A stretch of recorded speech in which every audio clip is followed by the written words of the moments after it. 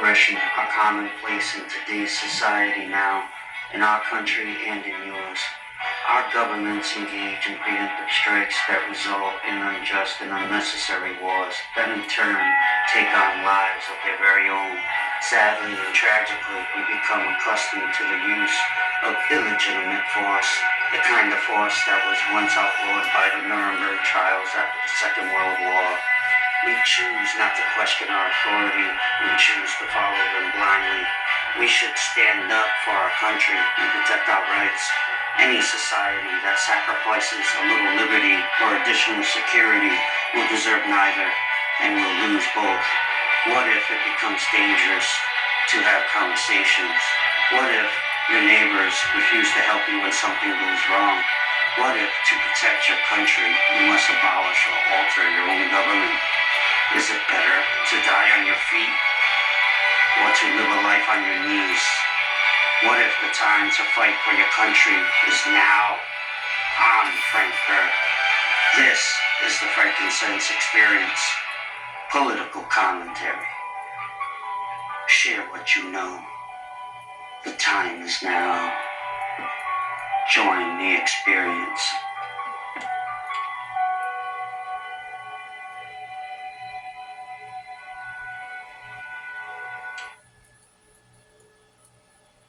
Have you noticed everyone kind of stopped talking about the Ukraine war, the Gaza folks? Welcome everyone. We have two special guests here today, Richard Wolff and Michael Hudson. How do you see the situation in the Middle East going, the discussions going on in the media?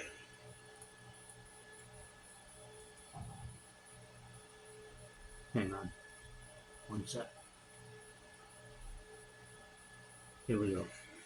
Well, I'm glad you started with me because I'm going to answer in a kind of blunt way with an answer I know to be incomplete, and then let Michael and you fill it in and correct me where I make a misstep. I don't understand the discussion that has been going on in which people seem to want to ask Mr. Trump a simple question. What was the objective here so that we know when you've achieved it and we can all talk about that and we'll have a clear focus. And Mr. Trump did what he has often done. Not answered that question, but chosen instead to give multiple answers that don't consist with, are not consistent one with the other. Is it regime change? Is it to end their nuclear program? Is it to deprive them of military capability and threaten their neighbors? I mean, I could go on, you've heard them all. There's no interest in this that I have. Why not? Because I presume, the way I think about the world, that a decision to go to war, which is one of the weightier decisions anybody ever makes, is, like all decisions, big and small, determined by many factors that don't all point in the same direction. That every political leader who has ever declared a war has had to face the fact that there were some aspects that made it wise to go to war, and other aspects that made it stupid and dangerous to go to war, and that he weighed or she weighed them and reached a decision. I assume that that's the way this works. Whether that's consciously in the minds of the leaders or not really doesn't matter. It's what I think the process effectively is. All right, having said that, now I'm going to provoke. Here is what I suspect was the deciding factor. Not the only factor. There is no only factor. I don't even think there is a key factor. There are multiple factors, and you have to think about them as an inconsistent group. But the ones I want to focus people's attention on are the ones that are not spoken. And they're not spoken much by the Republicans, and they're not spoken much even by the Democrats, and that is that this is like so much of what Mr. Trump ends up doing, a piece of political theater whose objectives are somewhere else. So I don't think this is a serious war in the sense you plan out a program, you have contingency plans. Here's what we'll do if it lasts 2 weeks.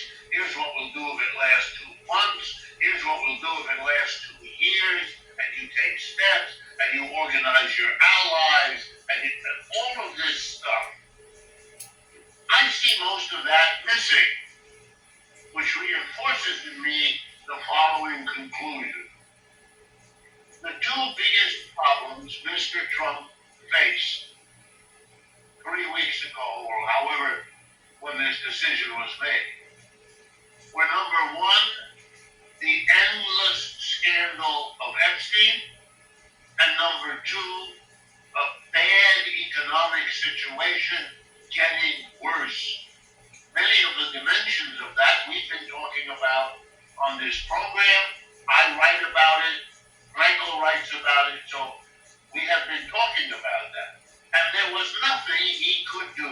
And when the Supreme Court took away the tariffs, undoing the one bit of revenue generation the man had come up with, while he proposes a $600 billion increase in the military budget for next year, well, that means that we're going to be a deficit country in the trillions again. So he's going to look bad there. Jobs are a disaster. Inflation is on the way to resume rising. It declined across Biden, and then it froze. He couldn't get it to go down any further. The Democrats have a field day. Typical with the Democrats, they can't say what it is, so they come up with a clever ad term. Affordability. It's like something bad descended on America, like a rainy day. Affordability crisis. All right, conclusion.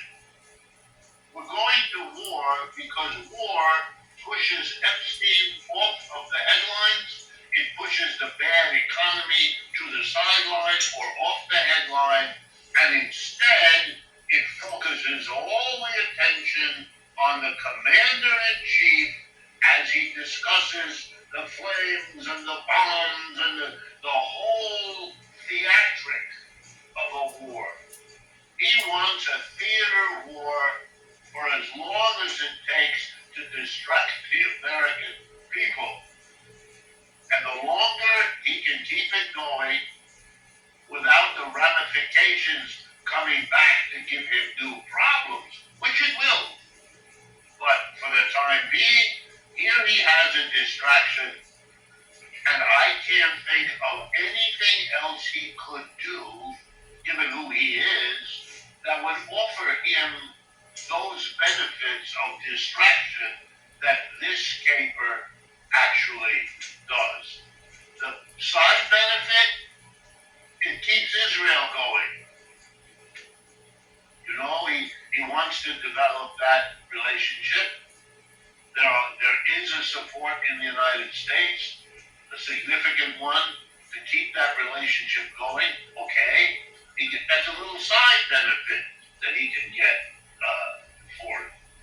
And since he doesn't know history, you can see that all the time, and doesn't care much, he doesn't have to worry about what all those ramifications might be, because if you try to think through what the ramifications of your acts are, well, the only resource you really have is history. You can try to go back and see how historically these problems were conceived and resolved, and then you pick and choose and hope this subset might work in your particular circumstance. One of the reasons Michael Hudson's work on the ancient history of money is very valuable is because, as Michael surely knows, what he found in history was shaped by what he lived through right now.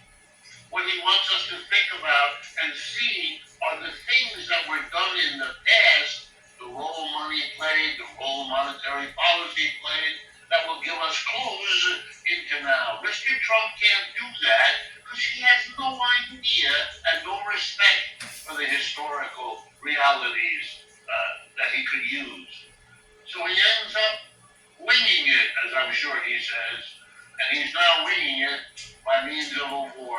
He is not the first president nor the first political leader to be driven to war by domestic political considerations. That's not new. I don't mean to suggest he's the only person who's ever done it, but I do think that's what's going on here.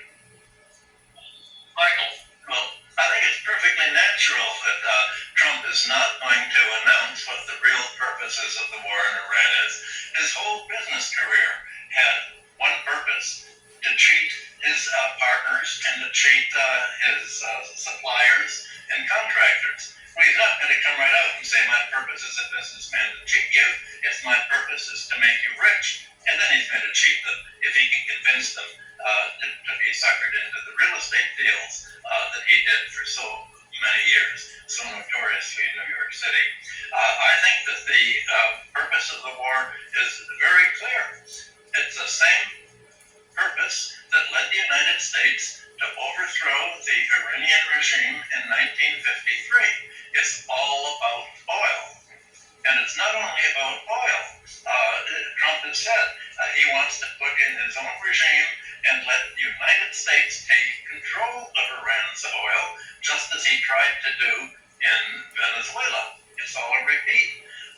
But controlling this oil has a much broader scope for what it's trying to do, that he's obviously thought out and talked with his other nations, is to control the whole world's oil trade, because you can't control the trade in oil without not only controlling the world's oil trade, but to isolate countries that are not under your control for this trade, such as Russia and Iran, and such as Venezuela was. So I think it's about oil, and that's what makes what's happening something that is way beyond Trump's willingness, not to mention capacity, to explain to the world.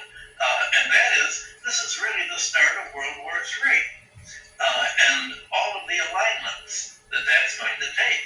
And it's a world war because oil is an international commodity. Every nation in the world needs oil in order to power its factories, to provide electricity, to light its homes and heat its homes, to back its chemical industry, and especially the fertilizer industry. So and because 20% of the world's oil trade comes from OPEC and indeed goes through the Strait of Hormuz, the effect is being felt over the entire world right now.